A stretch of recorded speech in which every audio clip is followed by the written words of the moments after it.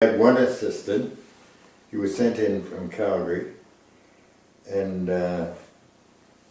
when I first started with forestry, it was 24/7. And when I say 24/7, I mean night, day, Sundays. You worked. Depending on the fire hazard. Depending on fire hazard, but it was your work day was a regular work day with how many hours we worked. Well, we were supposed to be there for 12 hours a day, regardless, in case something happened or, fired us. So we hired this guy, or he was hired in Calgary and sent out. There was a reason for it, because I don't think he was too well liked to start with. And the superintendent in there, I had taken other people in, just to kind of start them out with forestry, whether it was summer crew or whatever. They always came to me and said, "You're good with other people." So they sent this guy out.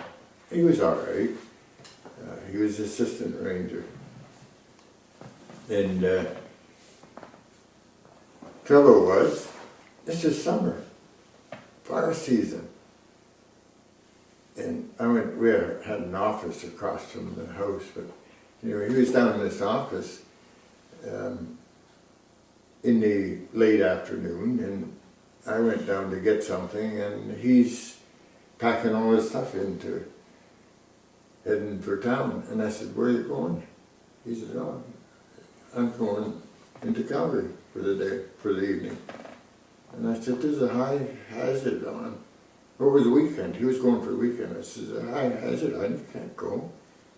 He said, "Oh, what do you mean I can't go? I can do whatever I want. It's 4 o'clock, and at 4 o'clock we quit and I'm going." I said, "It's a hazard, you can't go." And so I can't remember exactly what happened, but he got mad and he went out and said, "Well, if you're going, don't come back. Just don't come back. I'm not having a guy here that assistant ranger that I can't rely on." And so he packed all his stuff up and left. He said, "Well, that's okay. I'm leaving." So he took all his stuff and went back. His room was downstairs in the office, and packed all his stuff up, and away he went. So I don't think he went into the office. He just left and went into the superintendent, because I wanted him to know what exactly happened. He wasn't blaming me, because I can't fire anybody. But when he said that he wouldn't do it, I just told him, "You're fired." So he packed his stuff up and left. Well, the superintendent said, "You can't fire. That's our job. It's not your job to fire people." I said, "Well, I don't care how to fire them." And that's that. So I finally went along with it, and he let it go. But the guy he was fired, right? That's the only time with all the people, I'd had rangers and just starting or something like that I ever had a problem with. And we had a lot of crews out there.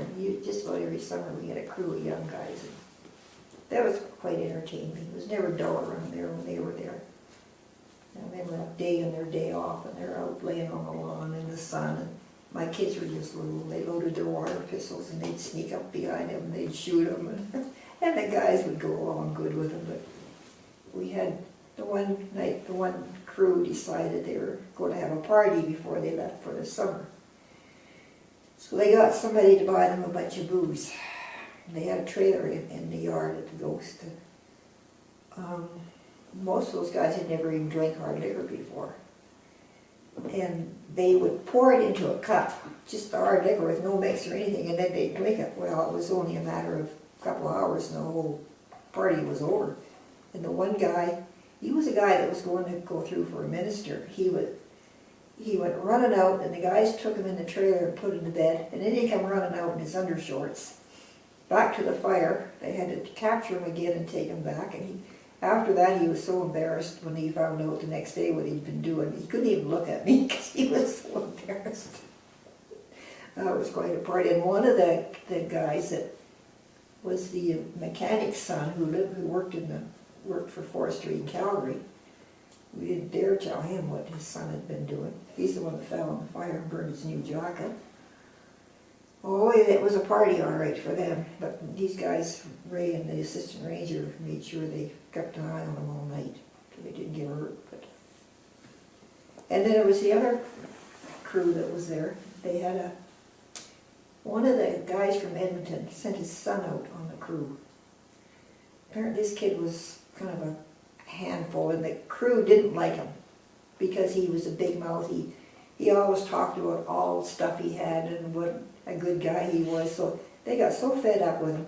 Ray went out one morning, and here's this thing hanging off the gas tanks. And they put the kid in his sleeping bag, zipped it up, and hung it upside down off the gas tank.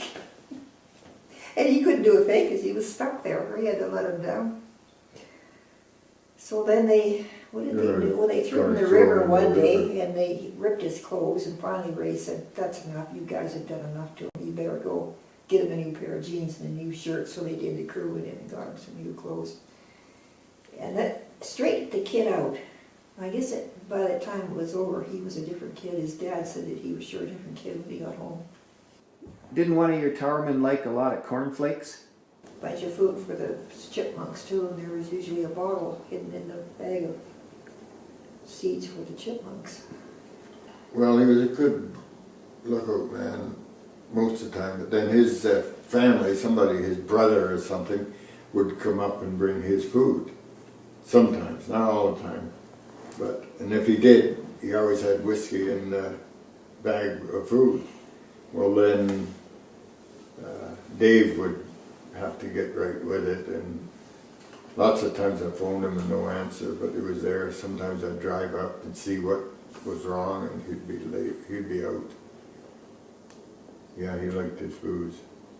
But the one thing about him, generally, not always, but generally, it was in a low hazard period, so, I didn't bother him too much, because in high fire time, he was a pretty good guy. And he would pick up smoke. One time he picked up from Red Deer Range Station, he picked up smoke in their district before the guy did in that district. I remember quite well because I went to that fire, and the guy in at the Red Deer missed it. I think I would have let him take a walk. But yeah, Dave, when he wasn't drinking, he was good. He was a good little man, but he sure liked his booze. We'd give him a day off, at least one day a month, eh? And first thing he'd do as soon as he got out of there is get into the booze. Well, he got worse as he got older. And then sometimes he wouldn't get back the day he was supposed to be back, and I'd have to send somebody up there. A couple of times I went myself, and